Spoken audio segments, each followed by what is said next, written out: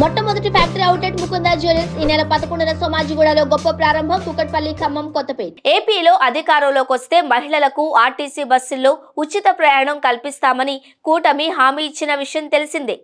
తాజాగా ఇదే అంశంపై ఓ ప్రకటన చేశారు రవాణా శాఖ మంత్రి మండిపల్లి రాంప్రసాద్ రెడ్డి. విశాఖపట్నంలో పర్యటించిన ఆయన కొద్దిగా ఆలస్యమైన స్కీమ్ను అమల్లోకి తీసుకువస్తాము అన్నారు. విశాఖపట్నం నుంచే మహిళలకు ఉచిత ఆర్టీసీ బస్సు ప్రయాణం స్కీమ్ ప్రారంభిస్తామన్నారు. ఈ స్కీమ్ అమలు విధి విధానాలపై తెలంగాణ, కర్ణాటకలో అధ్యయనం చేస్తామన్నారు మంత్రి మండిపల్లి. కాంగ్రెస్ ప్రభుత్వం అధికారంలో ఉన్న తెలంగాణ, కర్ణాటకల్లో మహిళలకు ఉచిత బస్సు ప్రయాణం మహాలక్ష్మి స్కీమ్ పేరుతో అమల్లో ఉంది. ఆధార్ కార్డు ప్రామాణికంగా ఈ స్కీమ్ను 2 రాష్ట్రాలలో అమలు చేస్తున్నారు. తెలంగాణలో పల్లె వెలుగు, ఎక్స్ప్రెస్ బస్సుల్లో మాత్రమే మహిళలకు ఉచితంగా ప్రయాణ సౌకర్యం కల్పిస్తున్నారు.